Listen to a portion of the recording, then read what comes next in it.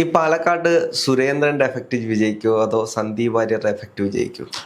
പാലക്കാട് സുരേന്ദ്രന്റെ എഫക്റ്റ് വിജയിച്ചാലും സന്ദീപ് വാര്യരുടെ എഫക്റ്റ് വിജയിച്ചാലും സുരേന്ദ്രൻ എന്ന് പറഞ്ഞ രാഷ്ട്രീയ നേതാവിന്റെ നിലപാടിനോട് ഒരുപാട് കുറ്റങ്ങൾ അദ്ദേഹത്തെക്കുറിച്ച് പലരും പറഞ്ഞു കേട്ടിട്ടുണ്ട്, നമ്മളും പറഞ്ഞിട്ടുണ്ട്. എങ്കിലും സുരേന്ദ്രൻ എന്ന് പറയുന്ന നേതാവ് എടുത്ത നിലപാടിന് ഞാൻ ഭയങ്കരമായിട്ട് അംഗീകരിക്കുകയാണ്. ഇവിടുത്തെ കേരളത്തിലെ കോൺഗ്രസ് നേതാക്കന്മാർ കണ്ടുപിടിക്കുന്ന ഒരു കാര്യമാണ്. എത്ര മുതിർന്ന നേതാവായാലും ഇത് പാർട്ടി തീരുമാനിച്ച ജില്ലാ അധ്യക്ഷനാണ്, അദ്ദേഹം ചാർജ് എടുക്കുക തന്നെ ചെയ്യും. അതിൽ ബുദ്ധിമുട്ടുള്ളവർ രാജിവെച്ച് പൊക്കോളാൻ ഒരു പ്രസിഡന്റ് ഇത്രയും ക്ലിയർ കട്ടായിട്ട് പറഞ്ഞു. അതോടുകൂടി എല്ലാവരെയും കൊമ്പൊടിഞ്ഞു എന്നുള്ളതാണ്. പക്ഷെ എന്നിരുന്നാലും എല്ലാവർക്കും അതിൻ്റെതായിട്ടുള്ളൊരു ഇതുണ്ട്. ഇത് കേരളത്തിൽ മാത്രം, പാലക്കാട് മാത്രം നിൽക്കുന്ന ഒരു വിഷയമല്ല. BJP-യില് സുരേന്ദ്രനോടുള്ള എതിർപ്പ് കേരളത്തിലെ പല സ്ഥലങ്ങളിലും. സുരേന്ദ്രനോടുള്ള എതിർപ്പെന്നല്ല, ഇത് അവിടുന്ന് പ്രാദേശിക ഘടകത്തിൽ നിന്ന് നിർദ്ദേശിക്കപ്പെട്ട പേര് അത് കൃത്യമായ കേന്ദ്ര നേതൃത്വം JP ഉൾപ്പെടെയുള്ളവർ അംഗീകരിച്ചു കൊടുത്ത ലിസ്റ്റാണ്.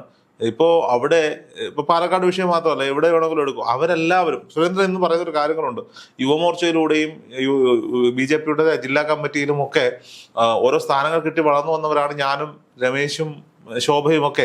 അതുകൊണ്ടാണ് ഞങ്ങൾക്ക് ഇത്രയും വലിയ പോസ്റ്റുകളിലൊക്കെ ഇരിക്കാൻ പറ്റിയത്. പുതിയ അവസരങ്ങൾ കൊടുക്കണ്ടേ, ചെറുപ്പക്കാരെ കൊണ്ടുവരണ്ടേ, ആ പാർട്ടിയുടെ ചെറുപ്പക്കാർ വരണ്ടേ, പടുകളവന്മാർ മാത്രം ഇരുന്നാൽ മതിയോ? അവിടെ ജില്ലാ അധ്യക്ഷനായ ചുമതല എടുത്തേക്കുന്ന പ്രശാന്ത് ശിവൻ എത്രയോ കാലം കൊണ്ട് ചാനൽ ചർച്ചകളിലായാലും ബാക്കി പൊളിറ്റിക്കൽ പരിപാടികളിലും ഒക്കെ സജീവമായി നിൽക്കുന്ന ആളാണ്. അല്ല എന്ന ആർക്കെങ്കിലും ഇതിന് അഭിപ്രായമുണ്ടോ? ഈ പാലക്കാട് ഉപതെരഞ്ഞെടുപ്പ് നടന്ന സമയത്തൊക്കെ സജീവമായി നിന്ന ആളാണ്. അപ്പോൾ പ്രശാന്ത് ശിവൻ ചാനൽ ചർച്ചകളിൽ കൃത്യമായി വരുന്ന ആളാണ്, കൃത്യമായി പെർഫോം ചെയ്യുന്ന ആളാണ്. അയാൾക്ക് അതിനുള്ള യോഗ്യത ഉള്ള ആൾ തന്നെയാണ്. അപ്പോൾ ഒരു കൂട്ടം ആളുകൾക്ക് അയാളെ ഇഷ്ടപ്പെടുന്നില്ല എന്നതുകൊണ്ട് മാറ്റി നിർത്തേണ്ട ആവശ്യമൊന്നുമില്ല. പക്ഷെ അത് അവരുടെ ഭരണം തന്നെ ഇല്ലാതാകുന്ന ഒരു രീതിയിലേക്ക് പോകുകയല്ലേ. അത് എവിടെ എത്തിയെന്നാണ് ഇപ്പൊ ബഹുമാനായ ശിവരാജന്റെ മറുപടി വന്നിട്ടുണ്ട്. പാർട്ടി എന്ത് പറയുന്നു അതാണ് ഞങ്ങൾക്ക് ഈ കറ തീർന്ന BJP-ക്കാർ. അതായത് സന്ദീപ് വാര്യർ എന്ന് പറയുന്ന ആള് വന്ന വഴിയിൽ അദ്ദേഹത്തിന് ഒരു SFI ചായ ഉണ്ടായിരുന്നു, പിന്നീടാണ് BJP-യിലേക്ക് എത്തിയത് എന്നൊക്കെ പറയുന്നത്. കറ തീർന്ന സംഘപ്രവർത്തകരുണ്ട്. അവർ സ്ഥാനമാനങ്ങൾക്ക് വേണ്ടിയിട്ടോ അല്ലെങ്കിൽ അതിന് വേണ്ടിയിട്ടുള്ള പാർട്ടിയാണ് അവർക്ക് ദൈവമായി കാണുന്നത്. അങ്ങനെ കാണുന്നവരവിടെ നിൽക്കും എന്നുള്ളതാണ്, അല്ലാത്തവർ പുറത്തു പോകും എന്നുള്ളതാണ്. ഇപ്പോൾ ശിവരാജന്റെ ഇതെന്ന് പറഞ്ഞാൽ പാർട്ടി പറയുന്നത് എന്താണോ അത് അക്ഷരം പ്രതി അനുസരിക്കുക. അത് അവർക്കൊരു ക്ലിയർ കട്ടായിട്ട് ഇത്രയും പാർട്ടിയിൽ നിന്നും പുറത്താകേണ്ടി വരും എന്നൊരു സ്റ്റാൻഡ് വന്നതുകൊണ്ടാണ് അവർ ആ നിലപാട്. പക്ഷെ ഇവരാരും ആ ഒരു പരിപാടിക്ക് പങ്കെടുത്തിട്ടില്ല, പരിപാടിയിൽ പങ്കെടുത്തിട്ടില്ല എന്നുള്ളത് രണ്ടാമത്തെ കാര്യം. ആദ്യം അവർ അധ്യക്ഷനെ വെച്ചതിന് ശേഷം ഇവരിത് ചർച്ച ചെയ്ത് പരിഹരിക്കുമായിരിക്കും, അവർക്കറിയില്ല. പക്ഷെ നോക്കൂ, അങ്ങനെ ഒരു നിലപാടല്ലാതെ ഒരു അഴകുഴമ്പൻ നിലപാടാണ് അവിടെ എടുക്കുന്നതെങ്കിൽ, ശക്തമായ ഒരു നിലപാട് എടുത്തില്ലെങ്കിൽ ഇവർ ഡിമാൻഡ് ചെയ്യുന്ന മുഴുവൻ കേൾക്കേണ്ടി വരും. ഇത് അടിച്ചു പിരിഞ്ഞ് പോകും. ഇപ്പോൾ ഒരു ജില്ലാ അധ്യക്ഷൻ ഉണ്ടായിരിക്കുന്നു എന്നുള്ളതാണ്. ജില്ലാ കമ്മിറ്റികൾ അവർ 14 ജില്ലാ കമ്മിറ്റികൾ എന്നുള്ളത് എണ്ണം കൂട്ടി 22 ജില്ലാ കമ്മിറ്റികളാക്കിയിട്ടാണ് പുതിയ അധ്യക്ഷന്മാരെ. കൃത്യമായിട്ട് BJP നേതൃത്വം ആ ഒരു ജില്ലാ പ്രസിഡന്റിനെ വെക്കുന്ന കാര്യത്തിൽ കൃത്യമായ നിലപാടെടുത്തുകൊണ്ടാണ്. അതന്നെയാണ് ഞാനും പറഞ്ഞു വരുന്നത്. കെ സുരേന്ദ്രനും അല്ലെങ്കിൽ ഈ പറയപ്പെടുന്ന കേന്ദ്ര നേതാക്കന്മാരുമായി അവരെടുത്ത തീരുമാനത്തിൽ നിന്ന് പിന്നോക്കമില്ല. അതിനുശേഷം അവർ പ്രശ്നമുള്ളവർ രാജിവെച്ച് പൊക്കോളൂ എന്ന് പറയാൻ കാണിക്കുന്ന ഒരു ചങ്കൂറ്റം ഉണ്ടല്ലോ. അത് സാധ്യമാണോ അല്ലയോ എന്നുള്ളതല്ല, അത് അപക്വമായ മറുപടി അല്ല.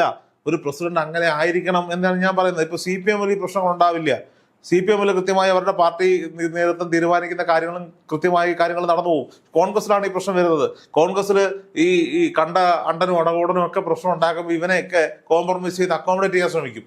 അവനൊക്കെ പറയുന്നത് കേൾക്കാൻ തുടങ്ങും. അതോടുകൂടി നല്ല രീതിയിൽ പ്രവർത്തിക്കുന്ന ആളുകൾ, ഇനിയിപ്പോ പ്രശാന്ത് ശിവന്റെ മുകളിൽ ഉണ്ടാകുന്ന ഒരു ഭാരം വളരെ വലുതാണ്. കാരണം അയാൾക്ക് അതിന്റെ ഉത്തരവാദിത്വം, ഇനി ഒരു ചെറിയ പിഴവ് പോലും വന്നാൽ പോലും അതിന് അന്ന് കൂടെ നിന്ന എല്ലാവരും പഴിക്കും. ആ ഒരു സാഹചര്യം മാറണമെങ്കിൽ പ്രശാന്ത് ശിവൻ നന്നായി പെർഫോം ചെയ്യണം. അവിടെ നന്നായി പെർഫോം ചെയ്യുന്ന കാര്യത്തിൽ സംശയമൊന്നും വേണ്ട. കൃത്യമായി നിലപാട് പറയാം. ഈ സംസ്ഥാന അധ്യക്ഷൻ ആരുടെ മുഖം നോക്കാതെ പാർട്ടി നിലപാടുകൾ കൃത്യമായി എടുക്കുക, പാർട്ടി നിലപാട് കൃത്യമായി പറയുക എന്നുള്ളത് തന്നെയാണ്. ആ ഒരു വിഷയത്തിൽ കെ സുരേന്ദ്രൻ ഇന്നലെ കാണിച്ചത് വളരെ പക്വമായ നിലപാട് തന്നെയാണ്. കൃത്യമായി മാധ്യമങ്ങൾക്ക് ചോദ്യം ചെയ്തവർക്കെല്ലാം കൃത്യമായി അദ്ദേഹം മറുപടി കൊടുക്കുന്നുണ്ട്. അതിന്റെ അപ്പുറത്തേക്കുള്ളതെന്ന് വെച്ച് കഴിഞ്ഞാൽ രാഹുൽ മാങ്കൂട്ടമാണ്. രാഹുൽ മാങ്കൂട്ടം അവിടെയുള്ള BJP പ്രവർത്തകരെ, അത് BJP വിട്ട് കോൺഗ്രസിലേക്ക് വരുന്നവരെ സ്വാഗതം ചെയ്യുന്നുണ്ട്. അതെനിക്ക് തോന്നുന്നു കോൺഗ്രസ് അവിടെ ഒരു കൃത്യമായിട്ട് നിലപാടെടുക്കുക. അത് സ്വാഭാവികമായിട്ടും രാഹുൽ ഇപ്പം സന്ദീപ് വാര്യർ വരുന്നു, പിന്നീട് രാഹുൽ മാങ്കൂട്ടത്തിൽ അവിടെ BJP വളർത്തിയെടുത്ത് കോർപ്പറേഷൻ ഭരണമൊക്കെ പിടിക്കാൻ പറ്റിക്കഴിഞ്ഞാൽ രാഹുലിന്റെ രാഷ്ട്രീയ ജീവിതത്തിൽ വലിയ നേട്ടമായിട്ട് രാഹുൽ ഉയർത്തി കാണാൻ പറ്റും. അത് സ്വാഭാവികമായിട്ട് ശ്രമിക്കുമല്ലോ. അത് ഞാൻ പറഞ്ഞത്. ഇപ്പൊ രാഹുൽ മാങ്കൂട്ടത്തിൽ അവിടെ കൊണ്ട് മത്സരിപ്പിച്ചു, പാർട്ടി വിജയിപ്പിച്ചു. ഇനി രാഹുലിന്റെ ഉത്തരവാദിത്തമാണ് അവിടെ പാർട്ടി വളർത്തുക എന്നുള്ളതും അവിടെ ഭരണം നിലനിർത്തുക എന്നുള്ളതും കോർപ്പറേഷൻ പിടിക്കുക എന്നുള്ളതും. ആ നിലപാടെടുത്ത് നോക്കുമ്പോൾ സെയിം സാധനമാണ്. ഈ പ്രശാന്ത് ശിവനെ പറ്റി ഞാൻ പറഞ്ഞു, ഈ പ്രശാന്ത് ശിവന്റെ ഉത്തരവാദിത്തമാണ് ഇതൊക്കെ നിലനിർത്തിപ്പോ. അപ്പോൾ ഒരു ടൈറ്റ് ജയിക്കാൻ രാഹുൽ ശ്രമിക്കും, രാഹുലിനെ തോൽപ്പിക്കാൻ പ്രശാന്ത് ശ്രമിക്കും. ഇതൊക്കെ ഒരു വാശി കൂടി. കൃത്യമായിട്ടുള്ള ഇടപാടുകൾ സന്ദീപ് വാര്യർ കൃത്യമായ ഇടപെടൽ നടത്തുന്നതുകൊണ്ടാണല്ലോ പാലക്കാട് ഒന്നും സാധ്യമാകാതിരുന്നിട്ട് ഇത്രയും കുത്തിത്തിരിപ്പുകൾ ഉണ്ടാക്കാൻ കോൺഗ്രസിന് സാധിച്ചത്. സ്വാഭാവികമായിട്ടും ആ ഇടപെടലുകൾ അവിടെ നടത്തുന്നുണ്ട്. അത് സന്ദീപ് വാര്യരെ കുറ്റം വന്നിട്ട് കാര്യമില്ല. പക്ഷെ അതിന് പ്രതിഫലമായിട്ട് KPCCയുടെ മീഡിയ സെല്ലിലേക്കൊക്കെ എടുത്തിട്ടുണ്ട്. അത് പ്രതിഫലം അങ്ങനെ പറയാൻ പറ്റുക രാഹുലെ? സന്ദീപ് വാര്യർ എന്ന് പറഞ്ഞാൽ BJPയുടെ സമുന്നതനായ നേതാവായിട്ടിരുന്ന ആള് എന്താ സുസ്ഥിരത പുറത്തായാലും കോൺഗ്രസ് വന്നു. അപ്പോൾ കോൺഗ്രസിൽ അക്കോമഡേഷൻ ഉണ്ടാകണം. സന്ദീപ് വാര്യരെ സംബന്ധിച്ചിടത്തോളം ചാനൽ ഇനി സന്ദീപ് വാര്യരുടെ സന്ദീപ് വാര്യർ ചർച്ചയ്ക്ക് കിട്ടാൻ ബഹളമായിരിക്കും സീരിയസ്ലി. കാരണം BJP പാനലിസ്റ്റ് ഇവർ തമ്മിലുള്ള വാഗ്വാദങ്ങളായിരിക്കും ഈ ചാനലിന്റെ റേറ്റിങ്ങിനെ. അല്ല, ഇതിന്റെയൊക്കെ അടിയിൽ വന്ന് കമന്റ് ചെയ്യുന്ന ഒരുപാട് പേരുണ്ട്. ഇത്രയും നാളും മുസ്ലിങ്ങളുടെ വിരുദ്ധത പറഞ്ഞു നടന്ന സന്ദീപ് വാര്യർ ഇനി ഹിന്ദു വിരുദ്ധത പറഞ്ഞു നടക്കേണ്ടി. അതിന്റെ ഹിന്ദു വിരുദ്ധത ഒന്നും കോൺഗ്രസ് പറയുമോ? അങ്ങനെ പറയാൻ പറ്റുമോ? കോൺഗ്രസ് വക്താക്കൾ സംഘവിരുദ്ധത പറയേണ്ടി വരില്ലേ? സംഘവിരുദ്ധത ഹിന്ദു വിരുദ്ധത ഇവിടെയാണ് തെറ്റ്. RSSനെ വിമർശിക്കുന്നത് ഹൈന്ദവരെ വിമർശിക്കുന്നതിന് തുല്യമാണെന്ന് പറഞ്ഞു കഴിഞ്ഞാൽ RSS എന്തോ ഹൈന്ദവർക്ക് തുല്യമാണോ? ആ ഒരു അജണ്ട സെറ്റ് ചെയ്ത് വെച്ചിട്ടുണ്ട്. അത് അജണ്ട സെറ്റ് ചെയ്ത് വെച്ചതിനെ വാക്കുള്ളവരാണ് ഈ ആവശ്യമില്ലാതെ പ്രൊമോട്ട് ചെയ്തുകൊണ്ടിരിക്കുന്നത്. RSSനെ കുറ്റം പറഞ്ഞാൽ RSSനെ കുറ്റം പറഞ്ഞായിട്ട് എടുക്കുക, BJP കുറ്റം പറഞ്ഞാൽ BJP കുറ്റം പറഞ്ഞായിട്ട് എടുക്കുക, അല്ലാതെ ഹൈന്ദവരെ അല്ല കുറ്റം പറയണേ. ആ ഒരു ചിന്താഗതി മാറാതെ മലയാളി ആ ചിന്താഗതി ഉള്ളിടത്തോളം കാലം BJP വളരുക. അതെ, BJP ഇപ്പോൾ വളർന്നുകൊണ്ടിരിക്കുകയാണല്ലോ. ഈ ഹൈന്ദവ ആചാരങ്ങളിൽ കയറി ഇടപെടും. എന്നിട്ട് പറയാം BJP സംഘപരിവാർ ശക്തികൾക്കെതിരായ നിലപാടാണ്. എവിടെയാ ആ നിലപാട്? ഹൈന്ദവർക്കെതിരായ നിലപാടാണ്. ഹൈന്ദവർ അട്ടിപ്പേർ അവകാശമൊന്നും ഒരു RSSകാരനോ ഒരു BJPക്കാരനോ ആരും എഴുതി കൊടുത്തിട്ടൊന്നുമില്ല. എന്തായാലും നമുക്ക് നോക്കിയിരുന്ന് കാണാം പാലക്കാട് എന്താണ് സംഭവിക്കാൻ പോകുന്നത്.